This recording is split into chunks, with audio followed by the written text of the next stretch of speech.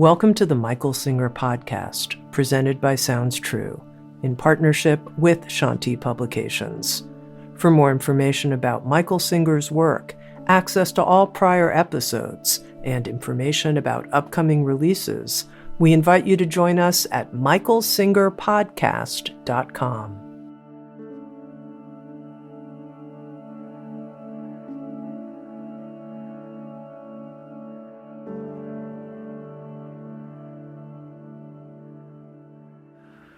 Jagradav, Jai Masters. Some people say that God is all about belief and faith. And really what they mean by faith is faith in your beliefs. If you believe something, it means nothing if you don't believe what you believe. So I'm going to be very bad and tell you that beliefs are things you make up in your mind. They're not truths. A belief is never truth. I believe that you like me.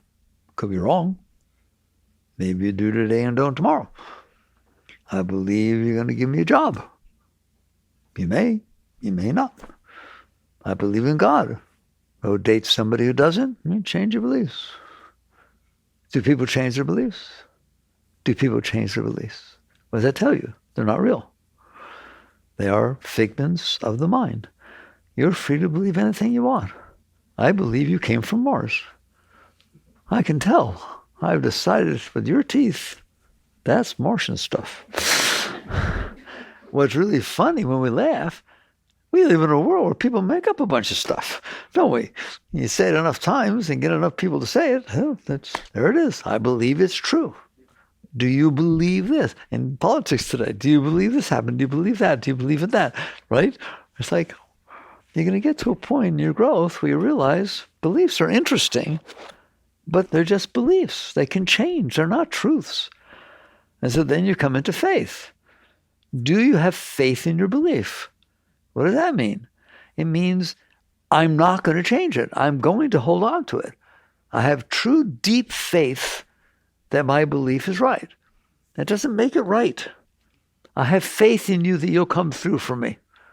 I lent you some money. I have faith in you you'll pay me back. It doesn't mean you're going to pay me back. It means I have faith in a belief.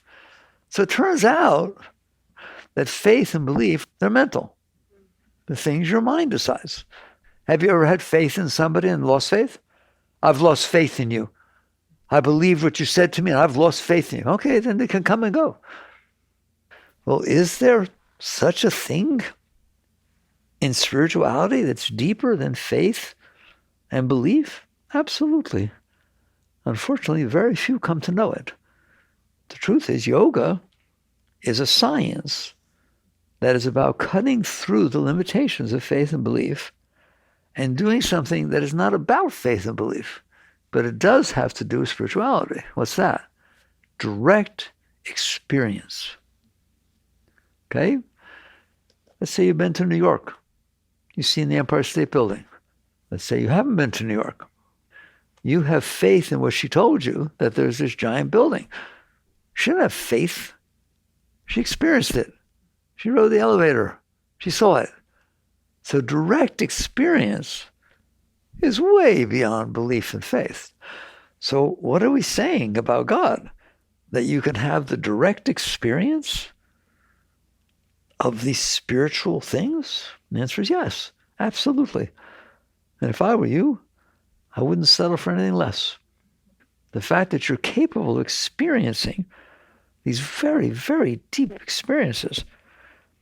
If you experience deep spirituality once, for a matter of seconds, your entire life will change. It will never be the same. And you don't have to do the word belief or faith because you have direct experience. That's what spirituality is about. That's what the spiritual path is about. Working with whatever you need to work with to have the direct experience, I don't want to say of God, because that's just a word, of spirituality, of something higher than yourself. What does that mean? It depends on how quick and fast you want me to jump into it. Let's start from the outside. do you have faith that this floor is here? That this column is there?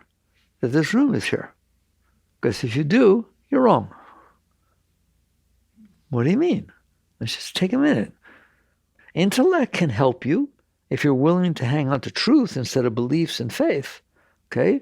So there are these people called scientists for a very, very, very long time who question, what's that thing made of? Where'd it come from?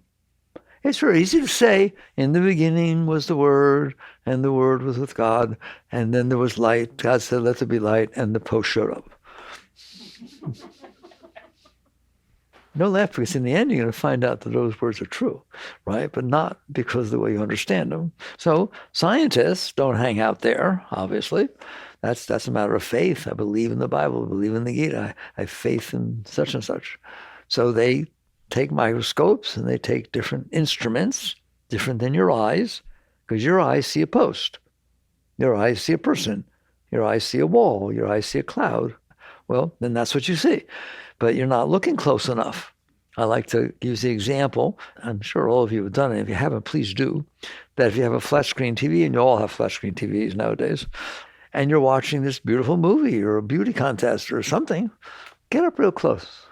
Real close, like nose close. What do you see? Dots, pixels. We can name pixels. Just a bunch of pixels moving around, red, green, blue, RGB. It's moving around there. Well, that's very different than what the eyes normally see. They see movies. Well, scientists took close looks and also experimented with different things. And first, they came up with atoms. Well, really molecules first, but they got to atoms pretty quickly. And they said, it's like the pixels. If you look really close, it's just a bunch of atoms. And there aren't so many different types of atoms. There are a whole boatload of each one, hundreds and trillions and gillions, right? But there's only, I think, 93 natural, 108, something like that in the periodic table. I should know, but I don't know if I have it right. Something like that, okay? That's not a big number. Those are your Lego blocks. And out of those, this gets built, just like those pixels make the picture on the screen. And all scientists understand that. They've understood that for quite some time. And so that's what it is. So that means your eyes are, I don't want to say lying to you, but distorting reality. Because reality is, go look at the periodic table. That's as close to reality as you'll normally get. You all seen the periodic table, right? Little squares, little letters in it. Those are the types of atoms that there are. Fine. So, okay, now we say, okay, it's not what I see. I can understand that. It is made of these atoms. I'm just doing it very quickly, and then we'll talk about what it has to do with deep spirituality. Well, some wise guys come along and say, wait a minute, what are atoms made of? The belief was the atom was the bottom. It was the elementary particle. There was nothing smaller than that. That was what things were made of, atoms. Okay? Well, they managed to start smashing the atoms. We know about that. And they broke. They broke into protons, neutrons, electrons. Every one of you know that. You said it in school. And the structure, they said, was you have protons and neutrons in the middle and a nucleus.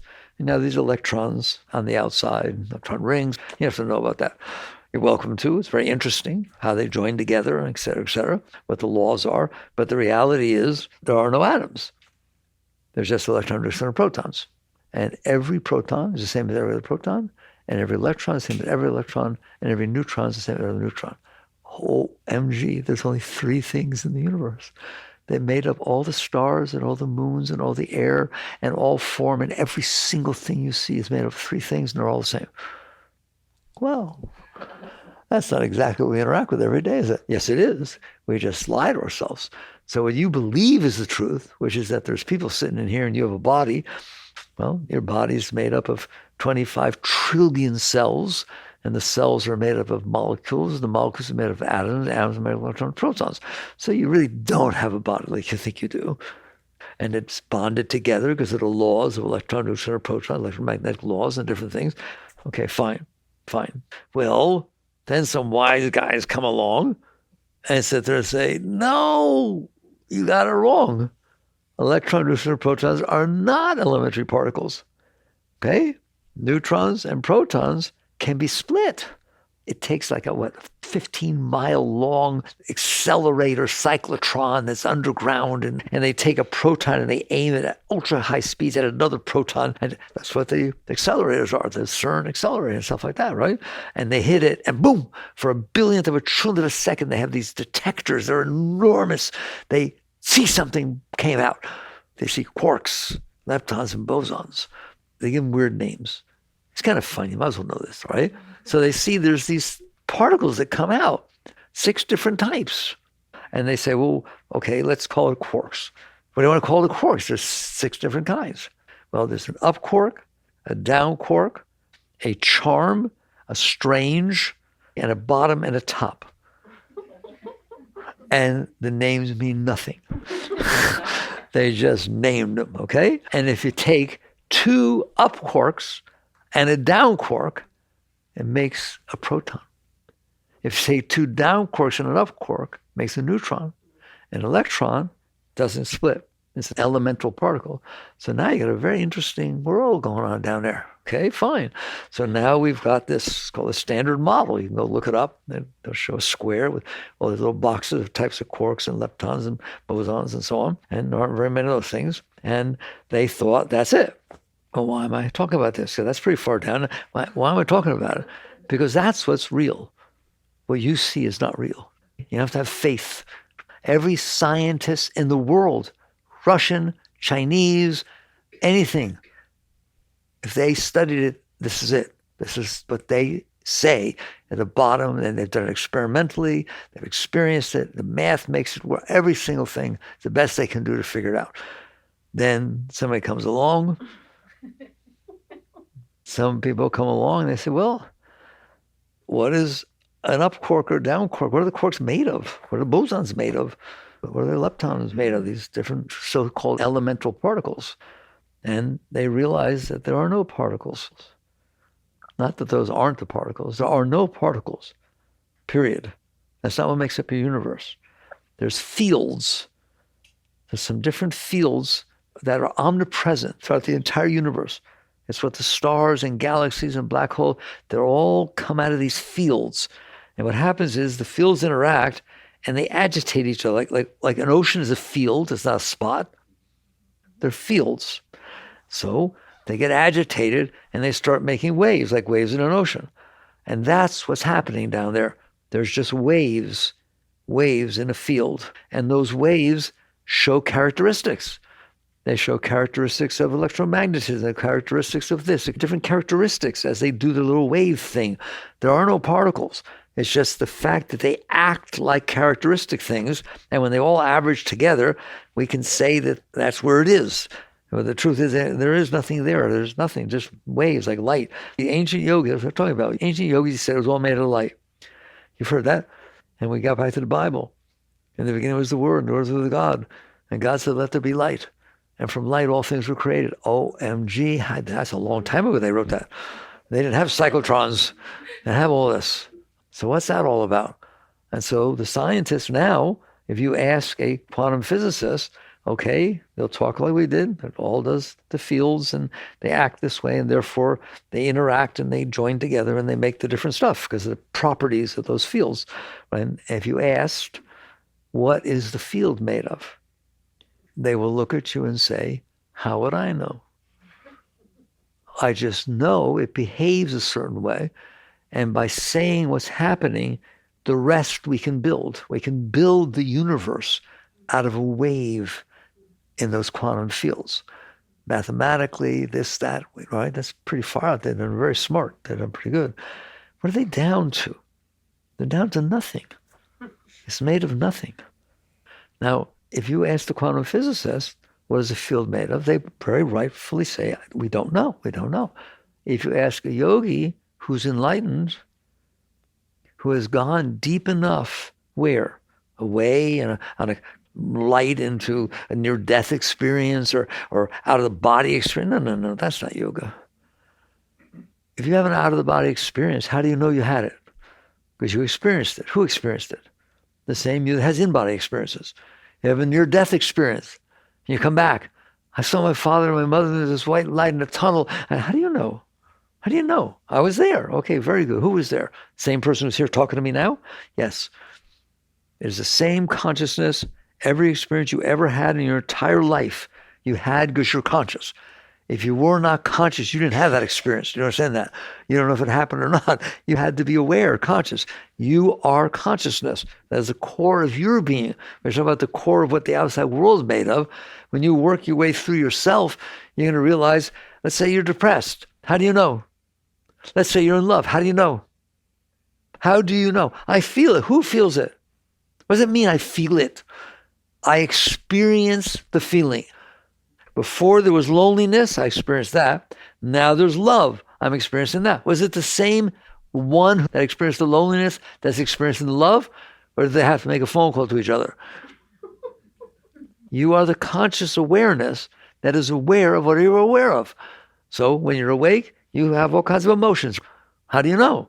Because you're experiencing them. It's the same you that experiences depression as experiences elation. Same you that experiences fear that experiences strength and joy and enthusiasm. There's every single thing is something you experience. When you go to sleep, you dream. How do you know?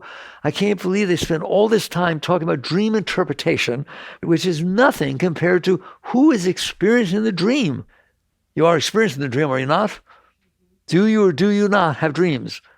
Do you not be in them and get married and see things and experience things and get scared? And when you wake up, don't you say, I had this amazing dream? Oh, is that the same I that was in the dream? I was in the dream and I was flying. Wait a minute, I don't understand. You're out here now talking to me using the word I. That's me. But you said I was in the dream and I was flying. You are the consciousness that's experiencing whatever you're experiencing. In the outside world, you experience what you see. Who sees? You. What you feel. What you think. Do you have thoughts? How do you know?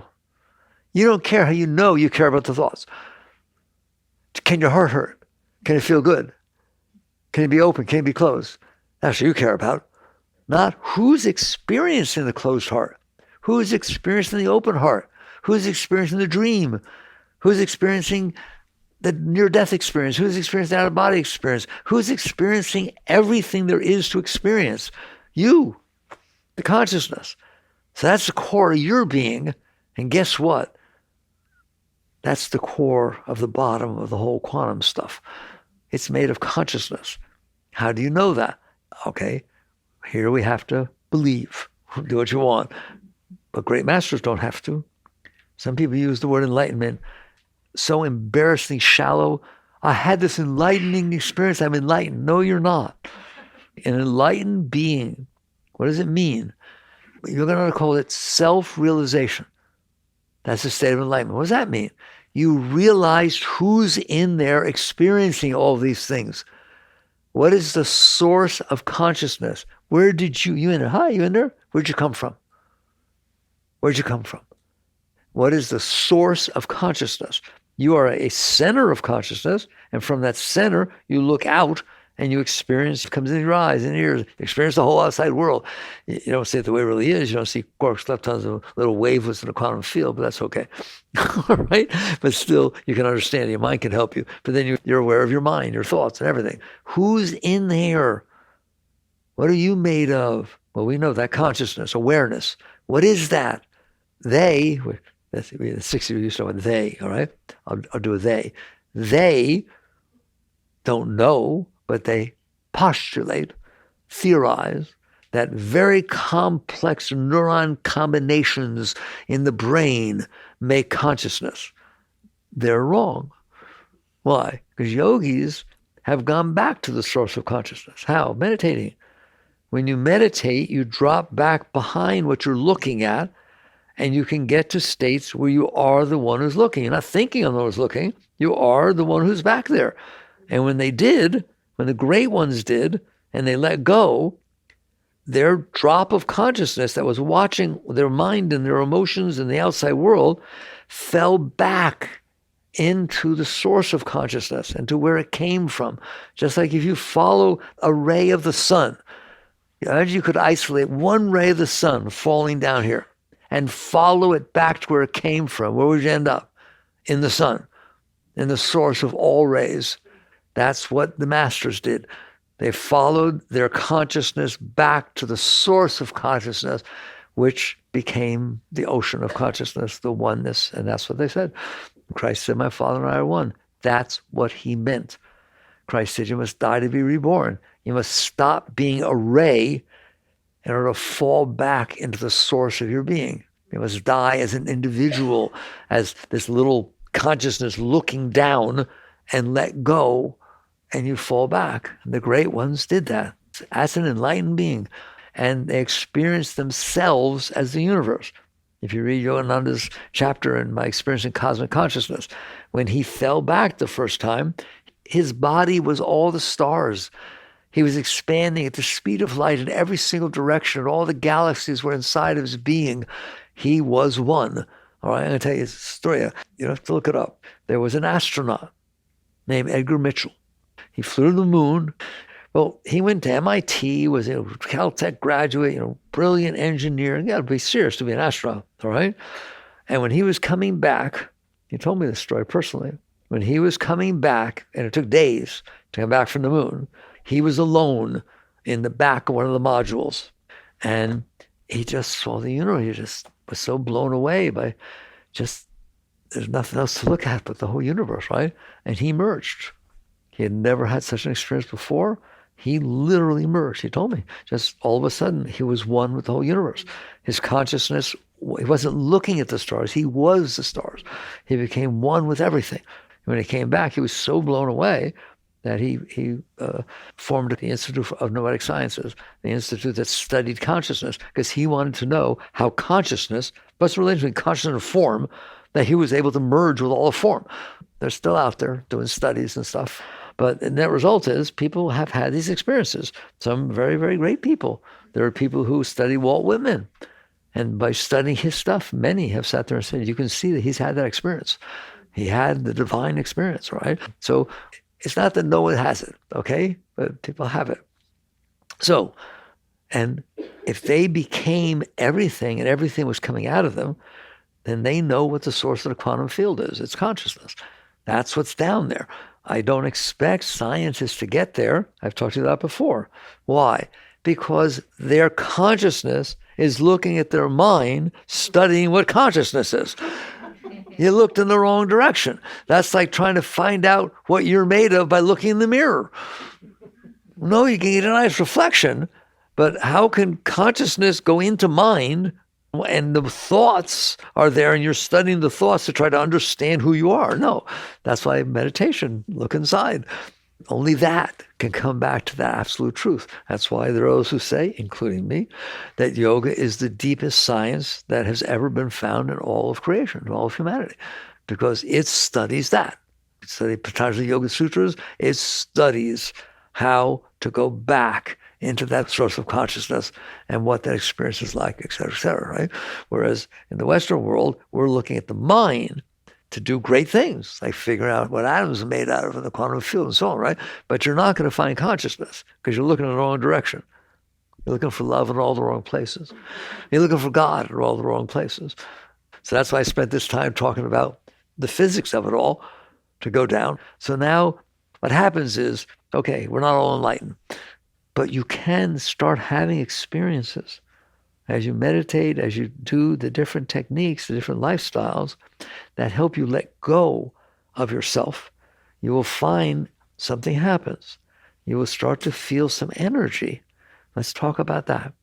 Every one of you feels energy more or less at different times of your day, of your life, etc. If you get what you want, you feel tremendous energy. All right? If you get what you don't want, you feel very little energy. Right? It's not because you ate different. Just go fall in love. And you won't be able to eat. Just be so filled with love, I can't eat, but you can't even sleep. You're so filled with energy. People have psychological problems and they go through therapy, Freudian therapy, and they dig down there for years and things. And all of a sudden they have a breakthrough, a psychological breakthrough. And they're just totally different. They're filled with energy. They can't sleep for days. They don't want to eat. You don't have to look at their spirituality. Just look at what we've experienced. Why is that? Because it's about opening and closing. If you are open, we'll talk about what that means in a minute. If you are open, You can feel this energy. What energy? The energy that's always there. Which energy? Oh my God, I'm going to tell you. The same one that built the quantum field and the same one that the great masters felt when they went into it. What is love? That energy. What is enthusiasm? That energy. What is depression? Not that energy. That's all that's going on. You are the highest species and you're capable of experiencing directly God. The God I just talked to you about, that true God that created the universe out of itself, the omnipresent, omnipotent, omniscient being of which, what I think is neat, I say of which everything was created. We now have it right down to little wavelets of what? Yogis call them vrittis, vibrations in the mind, little vibrations. Yogis say that Om was the original vibration. That when I said in the beginning was the word. Well, the Christians say Amen, Om, Amen. The point is this ocean of unmanifest consciousness, Brahma, vibrated. And what's amazing is years ago we would never understand, okay, it vibrated. How did it make the universe? We now know how it made the universe. They don't know. They're talking about God. A yogini knows that. All it took was that vibration, and we can build the universe. Who can? The scientists. That field vibrates, and then they see how the different qualities of the magnetism and this and that. They haven't figured out gravity yet, right? They postulate there's a thing called a graviton, but they haven't found it, right? So I want to get into that. But basically, they say there's basic forces that interact with the quarks and leptons, little subatomic particles or non-particles. And there's only 4 fundamental forces in the entire universe that make the entire universe. Electromagnetism, strong nuclear, weak nuclear, and then they get into gravity, and then they found the Higgs boson. You ever heard of that? You know, studied years ago, they found this thing called the Higgs boson. I'm not going to talk about it. It was like, that was a great breakthrough. That they isolated that, but that's what gives these non-apparent, not existing things mass. It interacts with the Higgs boson, but they all come out of nothing. They're nothing. And we're sitting here saying consciousness vibrates, and look how close that is. Look how close science is to spirituality. There's just this thin little thing. Wow. And where they can't get, because their consciousness looking at a brilliant, brilliant mind and form machines, that's not going to find consciousness. Dag, you're it. You don't need all that. You are consciousness, the source of your being, right? Muktananda Baba. Meditate on the self. Honor and worship your own being, for God dwells within you as you. And by the way, Christians believe that, but they say the soul is of God. But it's just a word. You're it. The essence of your being is consciousness, and that consciousness is one. And so basically, I'd like to talk about it. I'm glad you're listening. Look how close spirituality and science are. And they sit there and say they're distant from each other. It's right, that little tiny veil between consciousness vibrating, and that is what the quantum field is. But they're not going to find that. But that's okay. You can. Now, as you're working with yourself, so now we've sat here and said exactly what Einstein said. Einstein says it's all made of energy.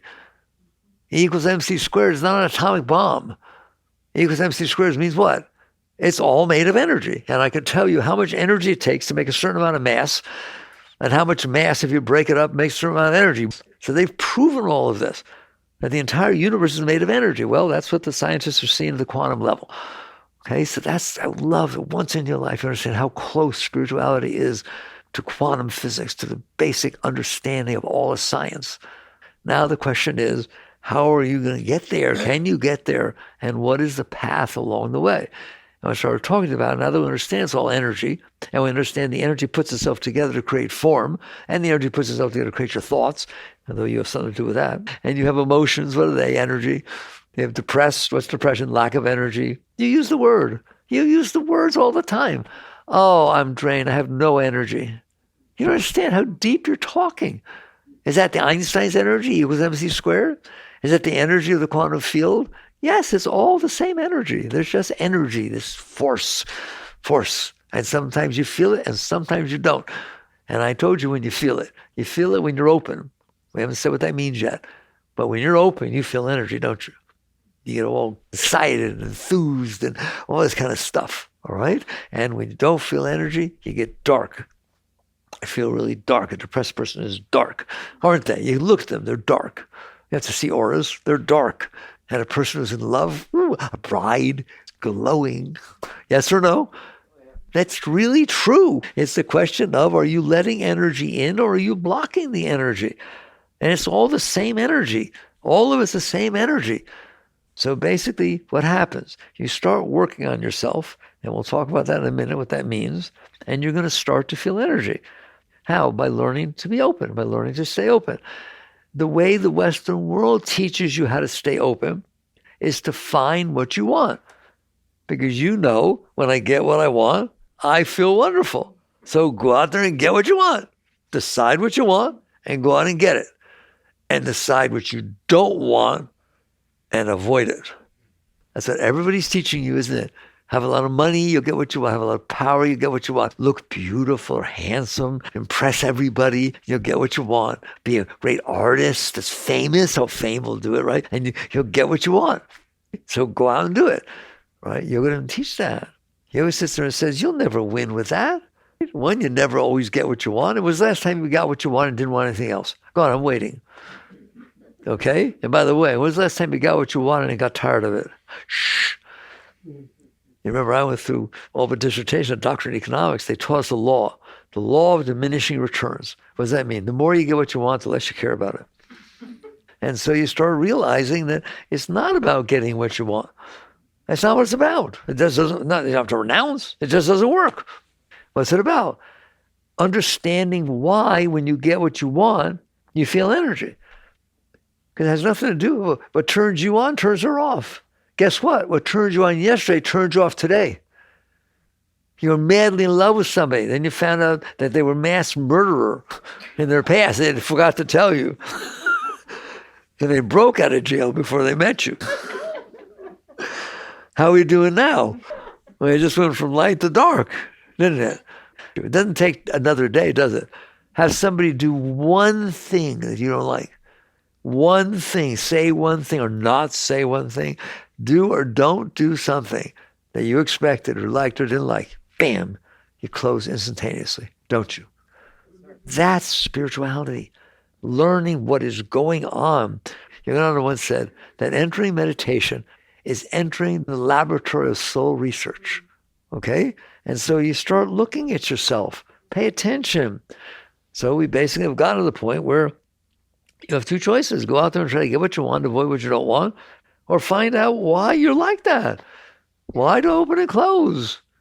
And is there anything to do about it? Let me tell you a secret. You'll sometimes get what you want. You'll be open, and sometimes it won't work out. Lots of times. And sometimes you'll get what you don't want. You'll really get freaky. Sometimes you get one thing you don't like, you'll be screwed for the rest of your life. Just go talk to psychology. Is it right or wrong that somebody can have a traumatic experience? PTSD.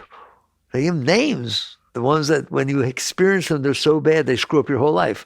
Well, you're not going to have fun if you haven't caught on that you're in there. It's your life. It's your energy. It's your heart. It's your mind. And it's nobody else's. And if you think you need something outside of you for you to open, you're not going to have a very nice life. You're going to worry. You have anxiety. You're going to feel insecure. You're afraid you did something wrong. So instead, one day, I hope it's today, you wake up, you say, wait a minute, it takes two to tango. It takes me to want something and then for it to happen. Why don't I work on the me who wants something instead of taking that as God? Of course I like that. Of course I like someone who says they love me. Of course I like if I make a lot of money. Of course I like if I'm famous. Of course I like my years when I'm beautiful and I'm handsome and everybody oogles over me. Okay, well, guess what? It's got a time limit stamp on it. Expires. All of it does, all right? And so you wake up and you say the other side of the formula is I'm the one who decided what I like. And I'm the one who decided what's going to make me happy. Why don't I work on that? That's spirituality. Rumi once said, the great Persian poet, yesterday I was clever, so I was trying to change the world. Today I'm wise, so I'm changing myself. Why? Because if you change yourself, it all works. What if you liked more things? Then you would be happier. Wouldn't you? There's only 3 foods that I like. And if I get them, I feel really, really good. But they have to be made exactly right with the right spices, and the right chef has to make them, and they have to be the right size portion, and everything has to be just right. Then I am in heaven, okay? How often has it happened? 3 times in my life, but I'm moving places, I'm hiring people, I'm doing everything that I possibly can. What if instead of doing that, you decide, there's a 4th dish. Maybe I could like a 4th dish, or maybe I could like it not cooked exactly this way. Who's better off? The picky person or the open person? Who's better off? You get the same joy, you get the same openness, you just get it more often. And you start catching on. What if I liked even more things? What if I liked even more things? What if I don't even know what I like, so I'm going to try all kinds of stuff? And it's exciting that I get to try it because I don't know what it's going to be like. Now all of a sudden you're liking all this stuff. Who's better off? The person that changes themselves, or the person who holds on to themselves and insists that everybody else and everything else in the whole world be the way they want it to be? Because that's how you are.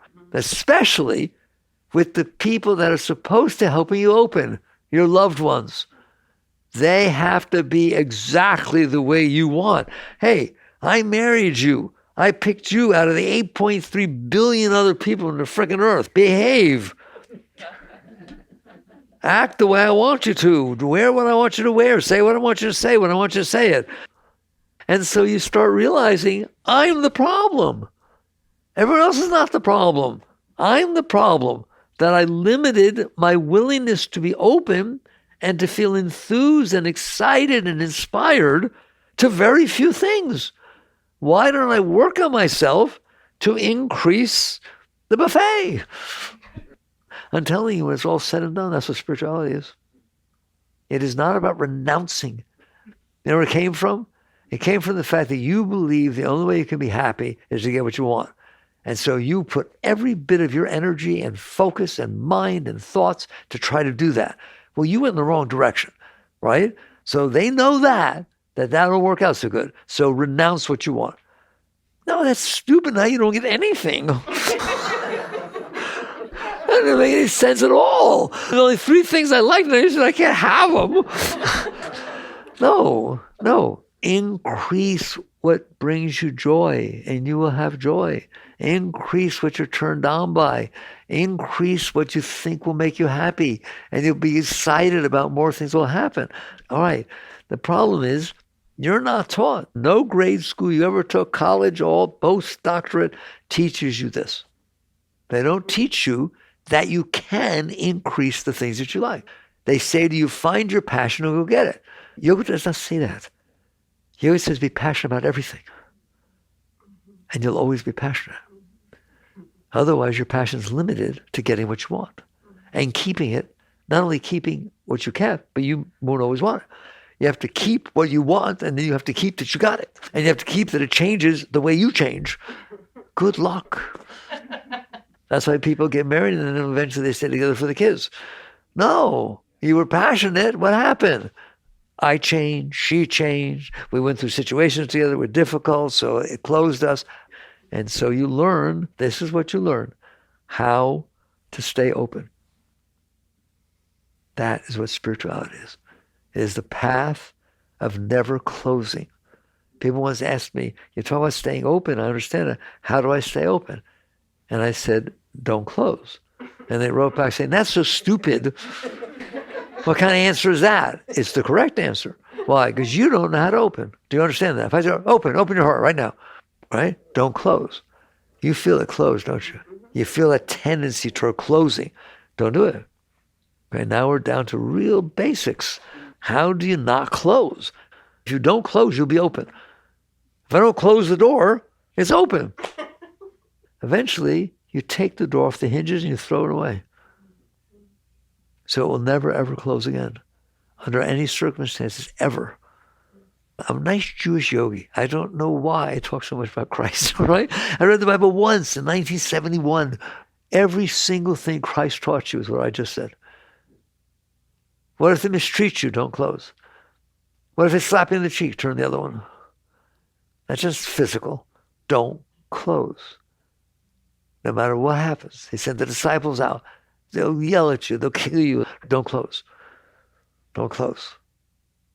Hang on the cross. Forgive them, Lord. They don't know what they do. What an amazing being, all right?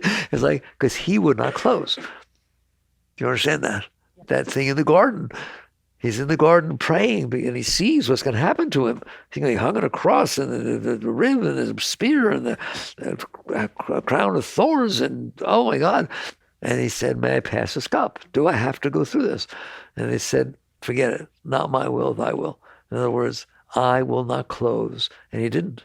I will not close. As all those things happen to me, I'll do it as your will. I will not close. That's what it's all about. You practice not closing. Oh my God, that'll kill me. To try to never close, no matter what anybody does or says or treats me, anything like that. That's right. It'll kill you. You must die to be reborn. So he taught the path. Christ taught yoga. He taught the essence of yoga. The essence of yoga is don't close. Why? Because if you don't close, even a little bit, he'll do it along the way. You're not going to be able to do it with everything. But right now, if the weather's not what you want, you close. It's so hot. Oh my God, I can't handle this. You're closing. You having fun when you say that?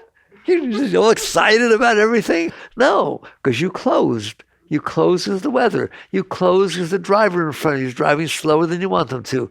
They all of a sudden turned off and didn't use their blinker, and it bothered you. You told everybody, oh my God, this idiot didn't even use a blinker.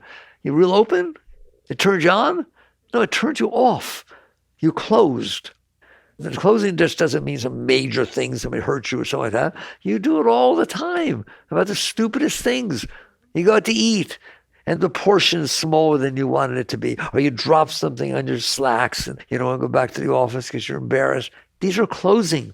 They don't bring you great energy, do they? You're not all enthused. You close all the time. And therefore, you get depressed. Therefore, you get tired. Therefore, you get anxious. Therefore, you not only close when something happens, you close because you're afraid something will happen. You close more than all the things I just said to you. You close because of what happened. It's not even happening anymore. It happened when you were a baby. It happened when you were 5, 10 years old, high school. And you close today because of that. That's not even happening. This is spirituality. Now you understand the spiritual path. I shouldn't have to teach you anything. So I say, don't close. You got some work to do. Have any of you stored stuff inside you from the past that every time you think of it, it closes you? Yogis call those some scars. Patterns that happened that you couldn't handle, so you store them inside. Freud called them suppressions. Any form of resistance, that stuff's stored in there. It closes you. You stored stuff that bothered you, it's going to keep bothering you. In fact, that's what I want to talk about, the energy. Do you have stuff inside of you that when it comes back up, you push it back down? Yes. Everyone, you know what I'm talking about. You're in there. You're consciously experiencing the junk that you couldn't handle before, and you consciously push it back down. That takes energy. You have infinite energy. What are you using it for? Well, I'm using it to suppress the stuff that I don't like. And I'm using it to keep it suppressed, and when it comes back up, right, I'm using it to manipulate people, places, and things around me so that they be the way I need them to be so that I feel better. Why? Because I don't feel good, because I ate all this junk from the past and stored it all.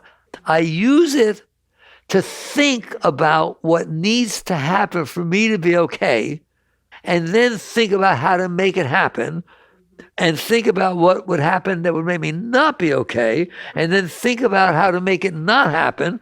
Every thought you have is energy. So now we see where your energy is. You waste a lot of that stuff, haven't you? All the time. What happens when I start to work on myself? Now you know what it means to work on yourself. It means to learn not to close. Really, I swear, if that's all you get from this talk or any of my teachings, I did my job. Closing sucks. Closing is not any fun. It's not fun when you close, is it? No, but you're the one who did it. Nobody else in there. So you get to the point where you try to not close. How do you do that? I teach it all the time, but people think, they write me, why don't you teach about tougher things like people dying or people leaving you, and you talk about cars driving in front of you and the weather, right? Because if you can't handle the car in front of you, you can't handle the weather, you can't handle anything. Do you understand that?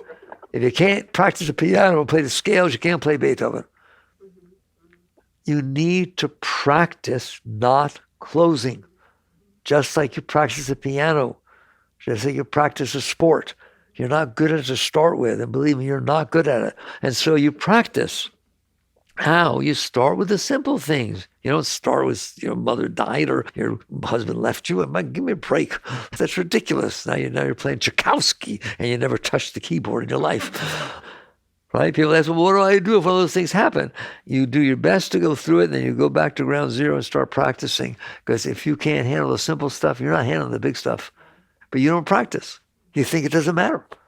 Doesn't matter that I can't handle the heat. Doesn't matter I don't like that. Doesn't matter I like the cold. Doesn't matter that I don't like what you're wearing. Doesn't matter I don't like what you said. Hear me? And so you start practicing. Practicing what? Not closing. But I don't like what she said. Okay, fine. Then you're not going to be happy. Practice being okay even though you don't like what she said. Should I deny myself that I don't like what she said? No, just don't get lost in it. There's a driver driving in front of you 15 miles per hour below the speed limit. Can you handle that? Do I have to like it? No, I didn't say that. I understand. There's energy coming up inside that doesn't feel good. Are you okay with that? Can you handle the 5 blocks until they turn? Or do you have to ruin your day because this idiot's driving like that? And so you practice letting go. That's what I teach, letting go. You practice, okay, it doesn't feel good. I know it doesn't feel good. Let me tell you something. Drive into town when you're in a rush and have every single light you pass turn red just before you get there. You will be a neurotic mess by the time you get into town. Practice letting those lights be your teacher. They're your tennis coach. They're hitting balls at you. Practice letting go. Practice saying, of course it doesn't feel comfortable. I'm okay with it not feeling comfortable. I'm back here experiencing this tendency to close, and I'm breathing through it. I'm using mantra. I'm using affirmation. What does that sound like? Thank God there are red lights. We'd all be hitting each other. All right? Praise the Lord. You can play. You make it fun, for God's sakes. Make staying happy be fun. And now all of a sudden you're not wasting your energy resisting stupid things. It takes energy to resist. Do you understand that? Practice non-resistance. Unto the Soul, one of the chapters is the spiritual path of non-resistance. Now you understand. That is the spiritual path. Now, what happens if you start practicing that? A very amazing thing is going to happen. And they write me from all over the world. You're going to start feeling more energy. Well, of course you are. For one thing, you're more open. And for the other thing, you're not wasting your energy closing. So it's a double whammy. You released energy by not closing, and then it comes out and you will start feeling it. You will feel, we call it Shakti. Yoga calls it Shakti. There's just this, I'll explain it to you. You've experienced it. You don't call it Shakti. You feel it when you feel love. You feel it when somebody says something really nice to you. You feel energy come up. That's the same energy. It's all the same energy. It's all the same Shakti. And so you practice opening, you start feeling it coming up more often. Hear a bird chirp in the morning. And all of a sudden your heart opens. Never did that before. You're more open. And because you're more open, you're going to experience more energy. And eventually, we're getting there, toward the end of the talk, what happens? It starts flowing so much and so powerfully that you don't have to study the chakras. You experience them. They're not beliefs. You start feeling this stuff come out of your heart. Start feeling this stuff in your third eye, pouring out and coming to the top of your head. And there's just this energy doing this dance inside of you that didn't used to be there. It did used to be there, but you were too busy manipulating everybody and everything to experience it and wasting it to do these crazy things that you do, right? To close and to argue and to complain and to do all that stuff, right? When you stop doing that, it starts coming up. It starts flowing. What do I need to do to keep it? Leave it alone. It's your natural state. Not in 3 days, not because you did some drug, but over the years of practicing letting go, this starts never going away. And then you start realizing if you complain, it's less. If you close because this person ripped me off and they lied to me and they took this money and they did this thing, okay, very good. Now they did that. Are you willing, I'm going to cry, are you willing to give up that Shakti flow because they did that? That's Christ's teachings. That's what turn the other cheek means. Doesn't mean you don't deal with it. But are you willing to give up love because somebody said something or did something or took your money? Are you willing to give up that flow that is so beautiful because of somebody else's ignorance? And you get to the point where you notice that if you start complaining, it does reduce. And you let go. And that's really beautiful. Just right then, you just let go. And it comes back up. And all of a sudden, it's your teacher. The Shakti is the guru. The Shakti is your teacher. How? By not holding on to the garbage that's blocking her. You start realizing she's the most beautiful thing that is. And I want to go higher. And the more you let go, the higher you get. And the more you let go, the higher you get. The more you let go, the higher you get. And then eventually, like I said, the masters may have reached the highest state, but along the way, you realize what they taught. It's not that you don't get to have the direct experience. You experience that as I let go, there's more Shakti. What did Christ say about that? Man does not live by bread alone, but by every word that leaveth the mouth of the Father. What does that mean? It means you don't just get energy by the stuff you take in from outside, not just bread, people, places, things, success. It's coming in from outside. Man does not live by bread alone, but by every word that leaveth the mouth of the Father. That's the word of God. That's the word that they said in the beginning. In the beginning was the word. It's spirit. It's that flow. And it's flowing inside of you. And you start to I don't usually talk about this, you start to naturally relate to that Shakti, that flow, as God's energy. He taught you. You experience this. Like I said, you can have some deep spiritual experience for 10 seconds and change your life. Why? Because it's so much higher than any ever experienced before. People say that. It's true. But now it's not 10 seconds. Now it's every day of your life, all the time. It's just flowing up. And you keep going higher and higher. And the energy gets stronger and stronger at your different centers. And you realize that's where the masters went. I have a very, very dear friend I've known for many, many, many years as a very high being. And he has the ability, I've seen it, that he just does some yoga or does something like that and raises his eyes up and goes bye-bye. He's able to completely let go and he's not there anymore. And the energy goes up to that. Yogananda had that ability. There's videos out there you can look up for Yogananda on sleep, I think it's called, something like that. YouTube has stuff. And he's not showing off. He just wants people to understand what's possible. And he's got a turban on and he comes out and he lays down. It's funny, he was old, so they're moving very fast, right? Lays down in a little bed, rolls his eyes up, and wham, gone, instantaneously, gone, merged. And then back when he wants to come back and gone when he wants to go. That's what the great masters are. That's the state of samadhi, where you've let go of yourself completely and just merge back. You are capable of these great states. What's beautiful, though, you have to wait for that. In between, there's this beautiful energy that will feed you, that will sustain you. And the more you feel it, and the more you're willing to devote yourself to it, meaning I'm not going to do anything that closes it. Why? Not because you want to go to heaven. It is heaven. You've all heard Christian teachings. You ready for the biggest one? The kingdom is within you. Christ taught yoga. He taught true spirituality. And so basically, you are a great being. The source of your being is of God. And you are capable of letting go of yourself. That's what you're doing when you don't close. You're letting go of the ego. You're letting go of your likes and dislikes because you're trading them off for ecstasy. What would you rather have, ecstasy or ice cream? and it's not that, all right, if I asked you, which would you rather have, ecstasy, pure, total waves of love and ecstasy, or a nice girlfriend or boyfriend that talks nicely to you? But that doesn't mean you don't have relationships. Well, now that I have all this, why would I do anything? Because love loves to express itself. Because creativity loves to create. Because inspiration loves to, you understand that? You're not doing it because you want something. It's just like, wow. So yes, you have relationships, but not to get something, to give, to share. But if they don't want it, fine. Here's a bunch of money. You don't want it, fine. No, I'm just giving it to you. You want some love here or here? It's there. It's just flowing off of me. You're welcome to have it. I don't want anything back. Why? Why don't you want anything back? Because you renounced it? I don't need it. There's nothing higher that can come in from outside that's higher than what's already going on inside. And now you're a great being. And you're just bringing love and light down. And eventually you thin out enough to where that's where the great ones. I'll stop here. Why do you think we have pictures of great masters on the walls? Enlightened beings like Meher Baba is very, very high being. People consider him an avatar, reached the highest state. He was sitting there in ecstasy. He's always in ecstasy. They asked him, Baba, who are you?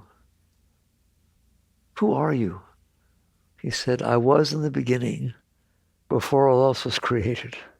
I will be in the end after all else falls away. There was never a time I was not. There will never be a time that I am not. That's who you are. That's what Christ meant by my Father and I are one. All right, so now we've talked a lot about nice stuff. Notice why I tied in quantum physics, because it lets you understand how your consciousness can experience the creator of the universe. Because, hey, you're it. It blows me away to see how close the quantum physicists with their field theory. I read an article from NASA years ago that said the quantum field is omnipresent. I thought God was omnipresent. No, the quantum field is omnipresent. It's everywhere. And all it has to do is vibrate, and you go from consciousness to creation. All right. Thank you for listening. Om Jagara.